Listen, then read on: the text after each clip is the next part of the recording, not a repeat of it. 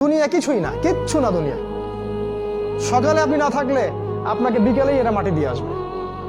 চোখ বন্ধ করে চিন্তা করবেন রাত্রেবেলা আপনি পৃথিবীতে নাই, আপনার স্ত্রী, আপনার সন্তান, আপনার প্রতিষ্ঠান, আপনার সংগঠন, আপনার সবকিছু কি থেমে আছে না চলছে?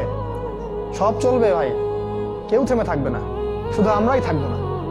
অতএব আমাদের কবরের চিন্তা আমাদেরকে করতে হবে। জ্ঞান অনুযায়ী আমল করি, অবহেলা না করি ইনশাআল্লাহ। 3 নাম্বার, আদর্শ পরিবার গঠন করেন। পরিবারটা হবে ডিনামাইট। রাষ্ট্র বিশ্ব কই যায় যাক, আপনার পরিবার যেন ইসলামের আদর্শের উপর থাকে। কারণ কু আনফুসাকুম ওয়া আহলিকুম নার, নিজে বাঁচো জাহান্নামের আগুন থেকে, পরিবারকে বাঁচাও। আপনার ছেলের ব্যাপারে সচেতন হন, মেয়ের ব্যাপারে সচেতন হন, স্ত্রীর ব্যাপারে সচেতন হন। আপনার পরিবার, আপনার রক্তের সম্পর্ক, আত্মীয়, এদের মাঝে আপনি দিনের প্রচারটা করেন। কোথায় কে জাহান্নামে যায় যাক, ওটার পরের চিন্তা আপনার, ওটা চিন্তা আপনার করতে হবে না। এখন আপনি আপনার পরিবারের দিকে ফোকাস করুন। যদি আপনি পরিবারকে ইসলামিক আদর্শে গড়তে না পারেন বা অবহেলা করেন, অবশ্যই আপনাকে এর জন্য আল্লাহ পাক জবাবদিহি করাবেন।